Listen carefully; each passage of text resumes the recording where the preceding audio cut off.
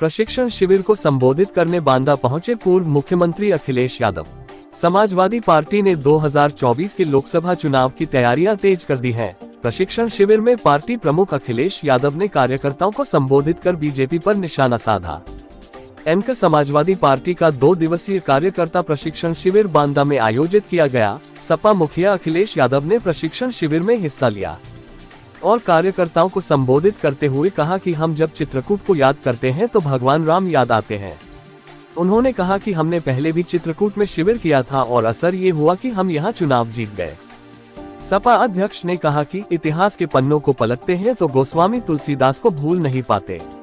सपा कार्यकर्ता को हनुमान चालीसा याद है। कोई घर परिवार ऐसा नहीं है जिसने महाभारत ना पढ़ा हो या रामायण के बारे में ना जानता हो। मणिपुर में 2 तस्वीरें आई। कारगिल का युद्ध करने वाले जवान के परिवार की महिला के साथ जो घटना हुई, हमारी संस्कृति कभी इन चीजों को स्वीकार नहीं कर सकती है। इसका दोषी अगर कोई है तो भाजपा की विभाजनकारी राजनीति। भाजपा वाले को बताना चाहता हूँ, हमें बुलडोजर बाबा का व्यवहार नहीं चाहिए। ये गैर कानूनी बनाकर बुलडोजर चला देते हैं। हम वो भी पता करेंगे कि गाड़ी कब पलटी है। हम शरीफ हैं, हमें शरीफ रहने दो।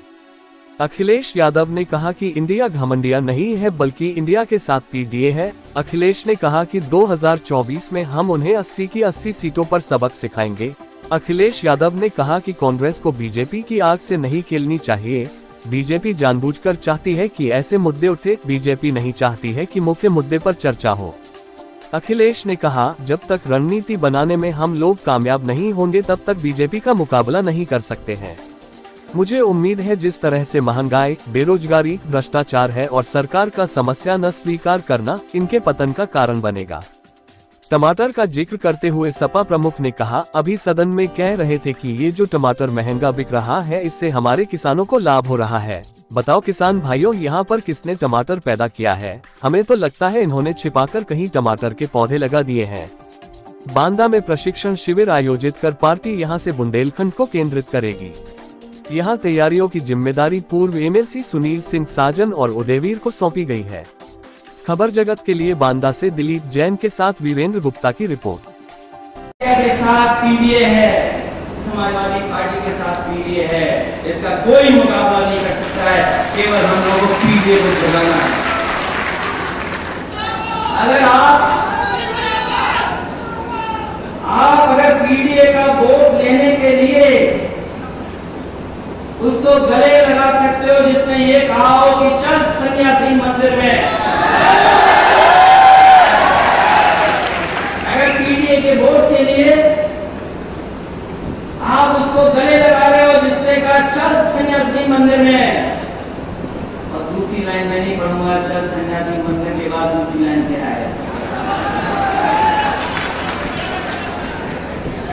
अभी कह रहे थे कि मेरे अंडे में तुम्हारा क्या काम है, और हम पीडीए वाले कहते हैं, इंडिया वाले कहते हैं कि पीडीए और इंडिया के अंडे में तुम्हारा क्या काम है? तुम हमारा हिसाब किताब लगाते थे, तुम माइक्रोस्कोप से देखते थे, तुम माइक्रोस्कोप से देखते थे कहां हमारे लोग पोस्ट हैं, कहां पर नौकरी कर रहे हैं, माइक्रोस्कोप से देखते थे। हम अभी देखना चाहते हैं। हालांकि एग्रीकल्चर यूनिवर्सिटी में अगर हम अपना माइक्रोस्कोप लगा करके भी देखेंगे तो हमारे पीडीए के लोग इस सरकार में नहीं दिखाई दे रहे हैं, नहीं दिखाई दे रहे हों। समाजवादी पार्टी के एक महिला सदस्य जो हमारी पार्टी के संगठन है, इनके घर पर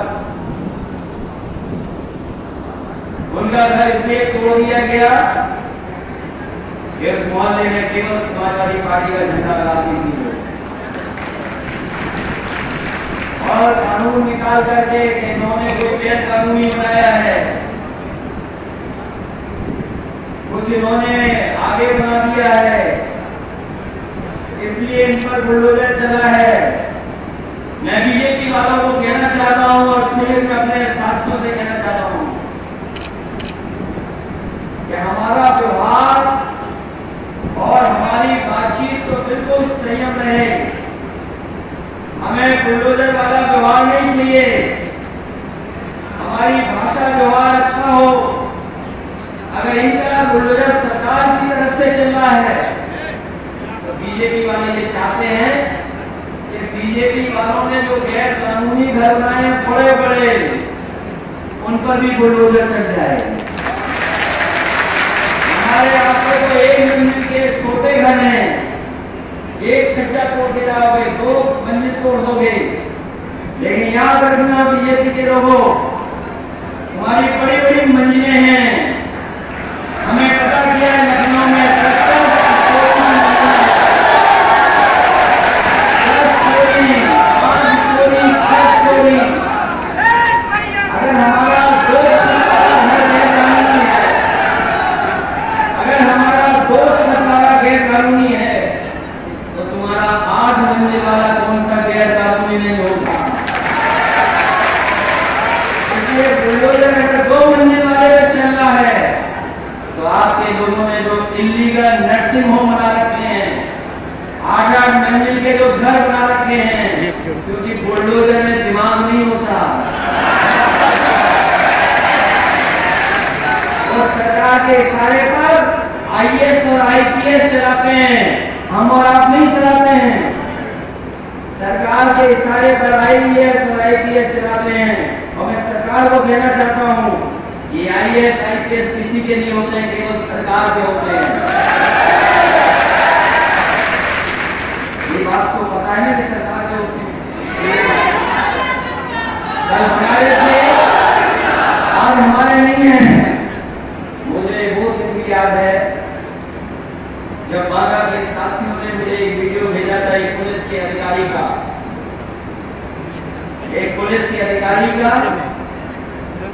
वो वीडियो कभी मरेगा नहीं, वो वीडियो रहेगा जिंदा हमेशा के लिए।